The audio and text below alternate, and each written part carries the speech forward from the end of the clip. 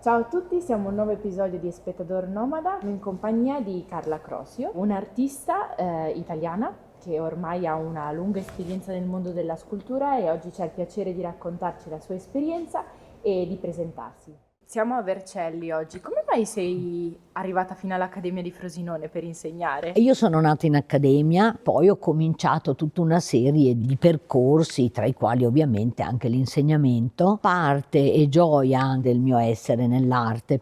Ecco, io sono un'ex studentessa ormai, già da un po' ho lasciato il liceo e l'accademia, però devo dire che effettivamente la mia esperienza in accademia mi ha portato poi al lavoro che Certo. faccio oggi. Pensi di essere quindi una figura importante un po' per il percorso dei tuoi studenti? Dai tempi ovviamente della mia giovinezza ho sempre sentito il bisogno della quotidianità del lavoro dell'arte. Tutti i miei studenti, per esempio, lavorano in funzione di concorso, in funzione... Certo. Io ho sempre lavorato ogni giorno per comunque portare avanti le mie necessità interiori, perché poi il discorso è codesto, lavori per esprimere ciò che senti, no? Io lo so fare attraverso la materia. Sei comunque un artista che lavora principalmente con la scultura. Sì, installativa. Il rapporto quindi con un qualcosa di tattile o comunque che puoi manipolare e toccare è molto importante nel tuo percorso. Sì, la materia e la scelta della materia per trasmettere le mie ansie, i miei timori, le mie gioie, è comunque molto importante. Fin da sempre ho avuto bisogno della materia per esprimermi, quindi comunque la scelta del materiale, tornando a prima, è veramente importante, perché dire una cosa la si può dire in tanti modi e con parecchie materie, ma secondo me con quella scelta è vincente, diciamo così, l'operazione culturale che si può fare, ecco. È la materia che ti dà l'idea o dall'idea poi scegli la materia? È riduttivo chiamarla idea, per me è proprio una sensazione interiore, un bisogno interiore che io comunque devo esternare, ma non per poi prendere il prodotto o metterlo in una galleria o così, no? Io ho proprio bisogno di esternare ciò che penso per risolvermi, no? Per in qualche modo chetarmi rispetto a magari dei problemi psicologici, sentimentali. Come se l'opera dia la risposta alla domanda che tu gli poni. Esatto, proprio quello. Il fare arte è effettivamente un grosso bisogno che mi parte da dentro, e quindi cioè io una volta che ho lavorato la mia idea, fino a che non sono tranquilla, non sono serena, insomma comunque è importante. Io, se vuoi, ti cito un episodio della mia vita: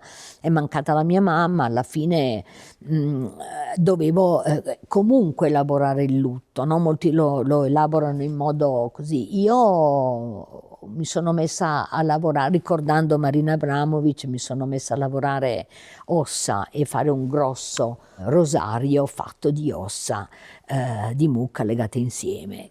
Questa cosa mi ha dato la possibilità di lavorare serenamente con un lavoro metodico già stabilito, no? In modo ripetitivo, fino a quando io ho capito che era finita, che andava bene così, no? Hai viaggiato tantissimo. Sì, sono stata a Filadelfia a fare un altro lavoro in legno e poi i simposi internazionali a Carrara di marmo. Sono questi simposi per chi non li conoscesse? Guarda, sono raduni, no? Ok. Sono raduni in cui scultori lavorano insieme per una decina di giorni, no? Ok. E consegnano, diciamo così, il prodotto finito del loro lavoro. È un lavoro duro, è un lavoro impegnativo, ma quello che conta, secondo me, è la tecnica. E questo, secondo me, mi ha aiutato moltissimo nel confronto con le nuove tecniche. Per esempio, ho lavorato la pietra del sole nella Repubblica Ceca, ho lavorato un pino strano in Austria, sono stata al Circolo Polare Artico a lavorare la neve, sono state un'esperienza della mia vita molto importante. Raramente ho lavorato per obiettivi, io ho lavorato per vivere. Data la tua carriera comunque abbastanza lunga in questo ambito, hai notato un certo cambiamento poi nell'arte contemporanea e nel processo del tuo lavoro? Sono cambiati i tempi. Il lavoro, la concezione del lavoro di anni fa era comunque un lavoro fatto di materia, fatto non dico per durare, no? Ma comunque concreto e presente. Adesso, anche ascoltando i bisogni dei miei studenti, mi rendo conto che la vita è oggi e quindi il lavoro non si fa per un domani, si fa per un bisogno, per oggi, per proporre il proprio lavoro senza la necessità che questo lavoro duri nel tempo. Comunque il mio lavoro da, diciamo così, scultura sulla terza, sulla terza dimensione reale si è dilatato nello spazio. Pensando a tanti lavori su piedestallo che ho fatto anni fa, adesso non mi basta questa condizione. Io ho bisogno di occupare lo spazio, di confrontarmi col vuoto per poter così lavorare col mio lavoro. Vedo la scultura un po' come se fosse un oggetto, no? Anche se lavorando con il video mi piace questa idea di come le cose possono cambiare a contatto con la realtà, e quello che rende un po', secondo me, l'opera un po' più interessante, perché è sempre diversa e vive grazie anche agli altri, allo spazio. Dopo la realizzazione quindi di questi oggetti, come fai poi a mantenerne la memoria se poi verranno eliminati, cioè cambieranno, diventeranno effimeri, cioè nascono per essere effimeri? Nascono per avere una propria vita e direi che non faccio niente per impedire la loro morte. Ho fatto parecchi lavori urbani, facendo anche dei grossi lavori, diciamo così, per le città, escono e vengono, diciamo così, piazzati come voglio io, dove voglio io, cioè quindi ci sono dei paletti precisi, no? nel collocare un lavoro nello spazio urbano, ma poi io non vado più, io li lascio vivere. Come fai a non avere più questo legame ossessivo? Li lascio andare, lascio che invecchino, sono sicura che magari qualcuno ha qualche scritta, allora poi nella vita normale mi chiamano, mi dicono togliamo sta roba, cioè questo è un altro discorso, no? Questo ecco, una manutenzione ordinaria.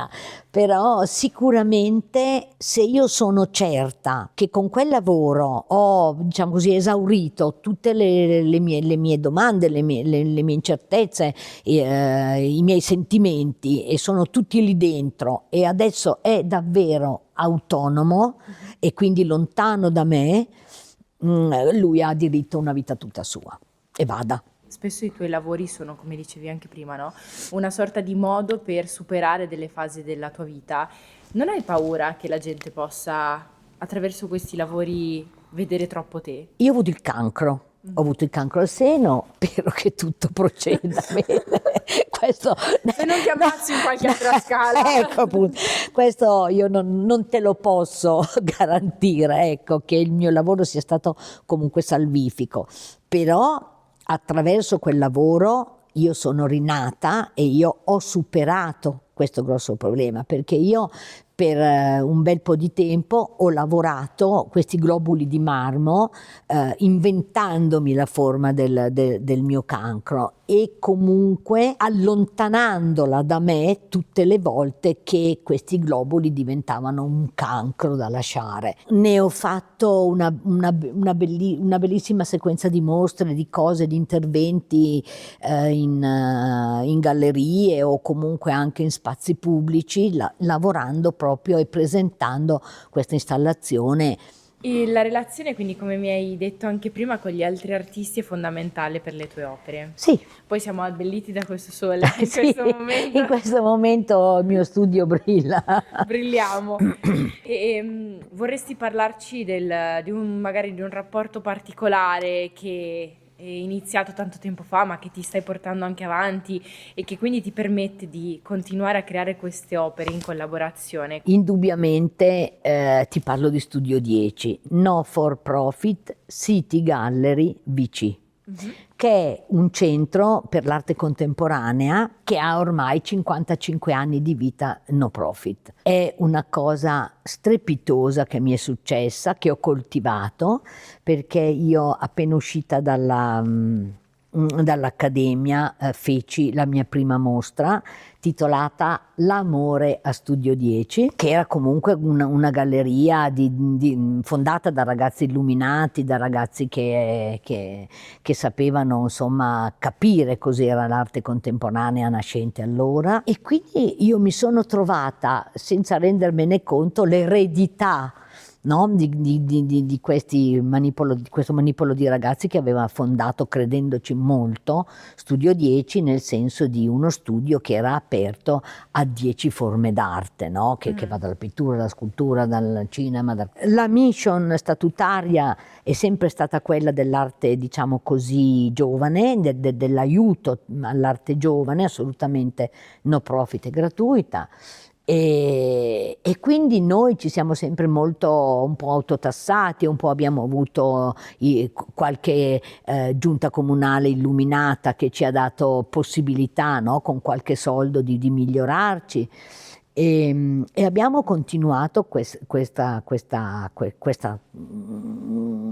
strada, diciamo. E il rapporto con le nuove generazioni è continuo, quindi nel tuo lavoro. Sì.